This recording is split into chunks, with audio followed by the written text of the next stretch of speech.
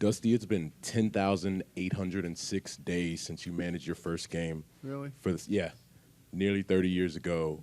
From that point to now, how much have you thought about this moment to manage a team that won the World Series? Well, I thought about it a lot. You know what I mean? I try not to dwell on it, but try to have faith and perseverance and knowing that, you know, with the right team and the right personnel and right everything that, you know, this was going to happen. And, you know, had this happened years ago, I might not even be here. You know what I mean? So maybe it wasn't supposed to happen so that I could hopefully influence a few young men's lives and their families and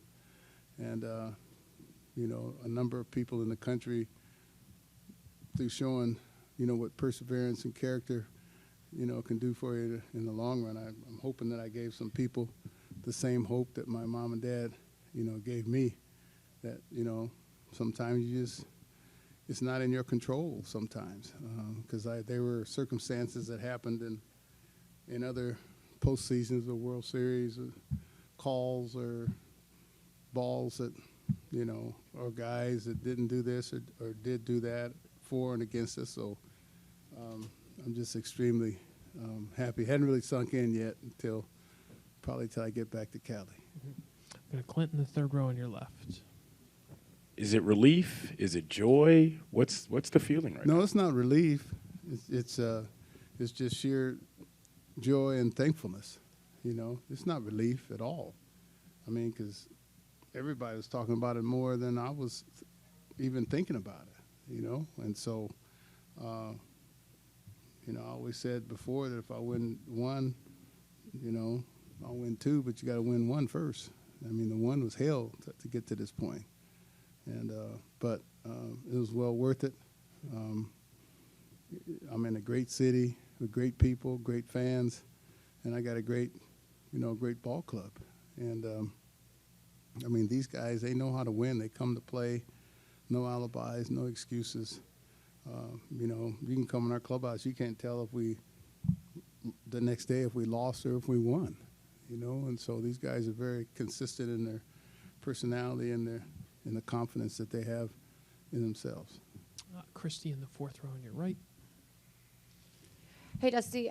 Last year, before the World Series, we talked about the conversation you had with your dad after the 2002, how he said after what happened, he didn't know if you'd ever win another one, and that kind of drove you. Are you thinking about him tonight? And what I was thinking about him this morning when I woke up. And, you know, Game 6 has been my nemesis throughout my career, and this is Game 6. And I was like, I really didn't want to get to Game 6 again, but I was like, well, maybe this is how it's supposed to be. But, you know, my dad didn't mean anything negative when he said, you know, my dad, you know, back in the old school, there was such thing as negative motivation. You know, in the new school, negative motivation doesn't work. But, like, you know, my dad was the kind of dude that I'd score 4 or 5 touchdowns, score 30 points, and I'd ask my dad, you know, how'd I do tonight in basketball? And my dad would tell me pretty good. And I'm like, damn, Dad, I think I did great, you know. But, you know, pretty good was his way of keeping me motivated that next time I score 5 or 6 touchdowns. Tyler in the second row. Dusty, congratulations. Thank you. You succeeded as a manager right from the start. I mean, the 93 Giants, manager of the year, I'm pretty sure. But how has that perseverance changed you or improved you or made you different over these last 30 years? Well, I mean, it's made me calmer. It's made me, you know, my 93 team won 103 games. Then in 94, we had the lockout. And then in 95, you know, they sold half the team. You know, Billy Swift and John Burkett and Will Clark and, you know, Mike Jackson and Robbie Thompson and Matt Williams and Kurt Manwaring. I mean, then I didn't understand it, but I didn't understand really the economics of baseball. And I guess they had lost a lot of money, but I always thought that we could have won 5 or 6 years more after that 93 season.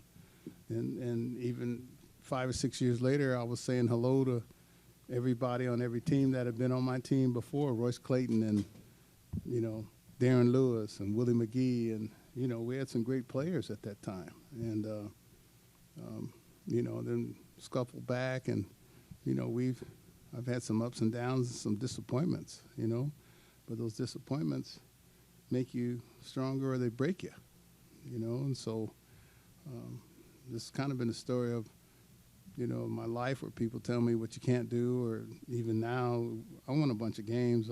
My team won a bunch of games, and all I hear about is what you don't do. You don't like this, or you don't like young players. You can't handle pitchers. You can't. And I'm like, well, damn, what did I do? You know what I mean? After a while, I quit listening to folks telling me, what I can't do. And all that does is motivate me more to do it, because I know there's a bunch of people in this country that are told the same thing. You know what I mean? And it's broken a lot of people. But my faith in God and my mom and dad always talking to me made me persevere even more. My mom, she told me a number of times, to be African American, you got to be twice as good to achieve the same thing. I heard that over and over and over. And my dad would always tell me, when I'd get in fights and stuff, and he'd tell me, what would Jackie do? And I'm like, I'm not and Jackie wasn't a turn the cheek brother either. I'm damn sure not a turn the cheek of the dudes, you know what I mean? So, but, you learn to coexist with different people and then in the workplace.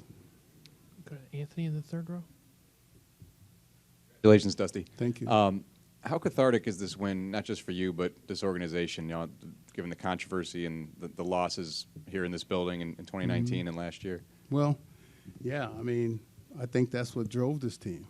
That's what motivated them and the boos and the jeers that we got all over the country, it bothered these guys, but it also motivated them at the same time, and it wasn't a us against the world thing. It was more of a come together even closer type thing.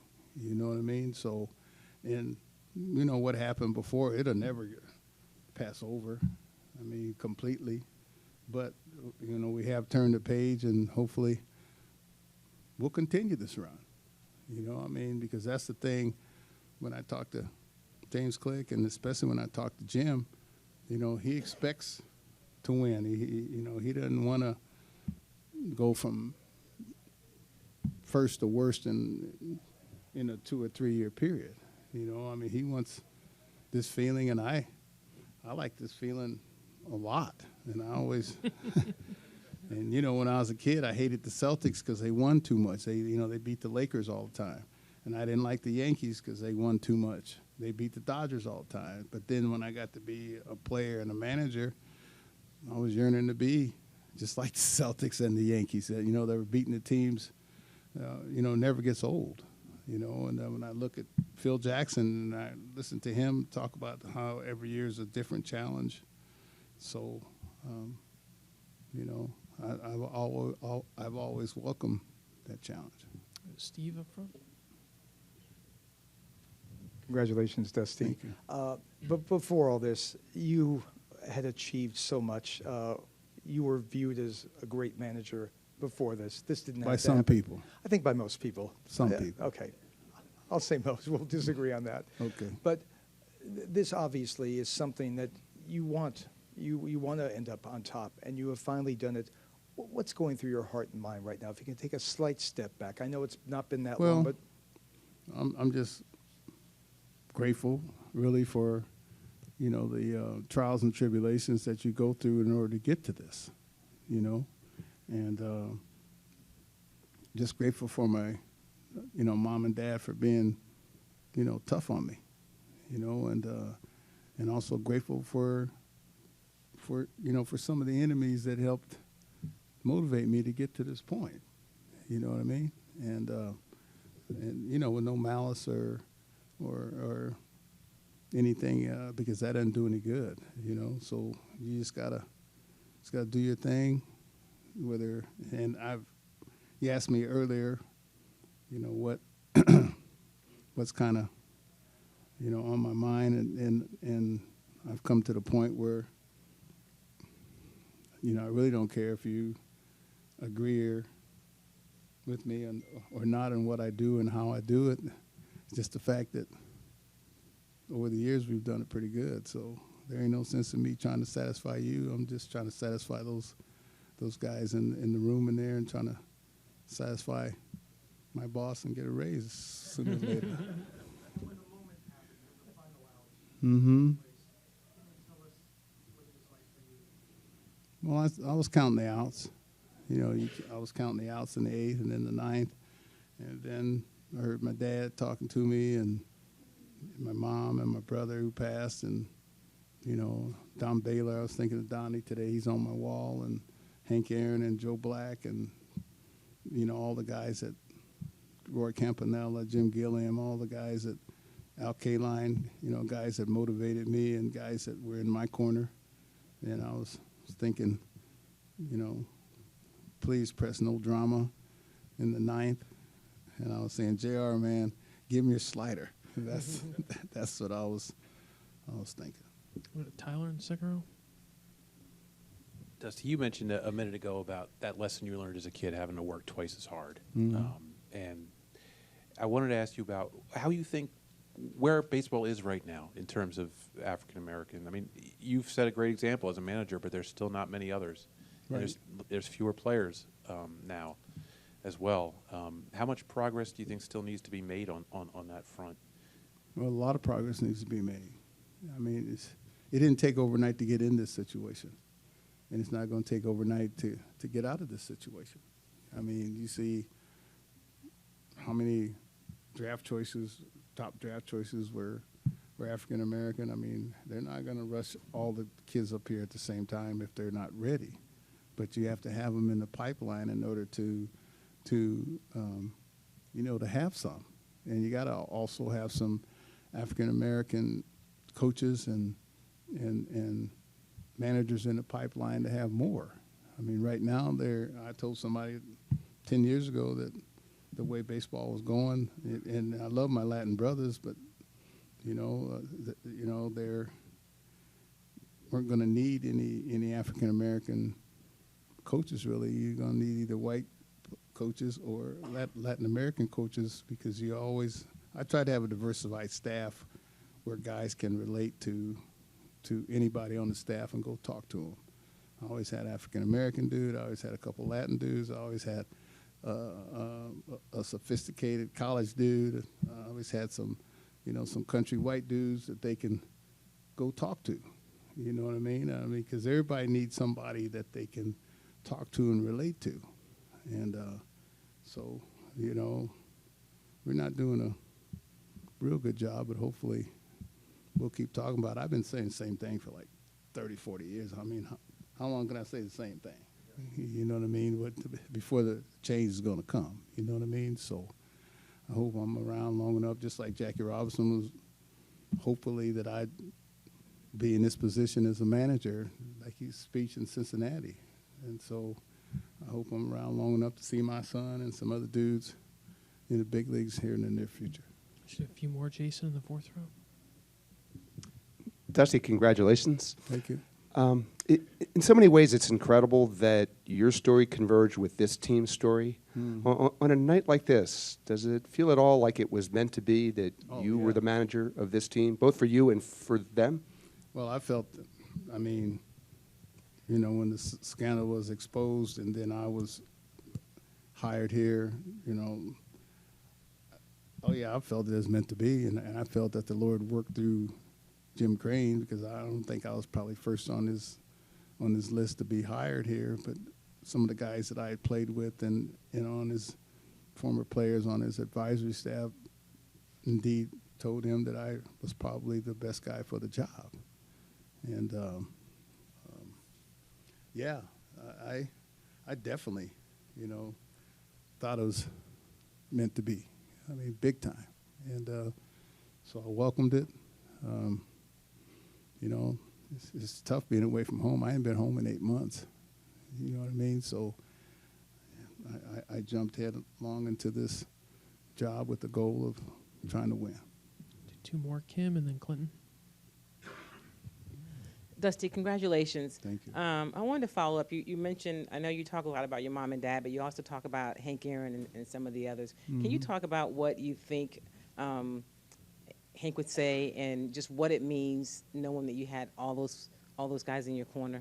Well, you know, I was always the kid. I was always the youngest guy. I was in big league camp at 18, 19 years old. I was in the big leagues at 19, so I was always around, you know, older players, older guys, and they all always had a mama, a black lady in the minor league town that I was in that wanted to be my mama, you know, that cooked for me and took care of me, and you know, and I really believe, you know, last year was the year of Hank Aaron, and you know, one of the worst days of my life was when my wife came in and woke me up in the bed and told me Hank had died, and that was right before spring training.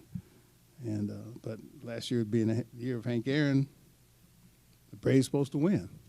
You know, I didn't like it, but maybe they're supposed to win. And I'm like, okay, Hank, they won. Okay, now, so now you really got to root for me. I'm serious now.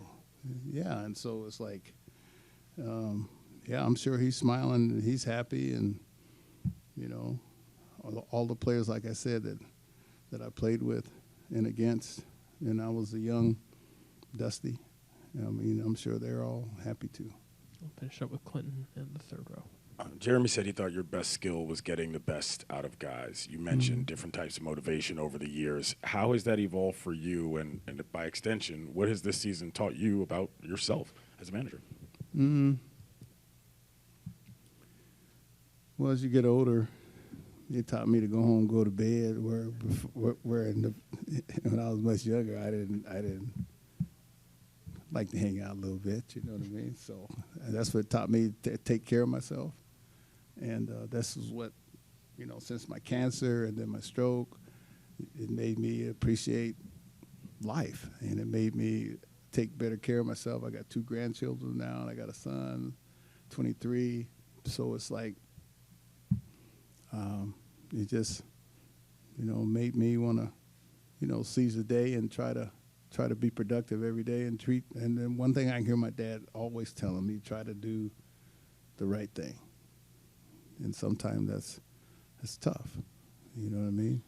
Because sometimes you want to do the selfish thing, but the right thing, whatever that is in your mind, that's what I try to do.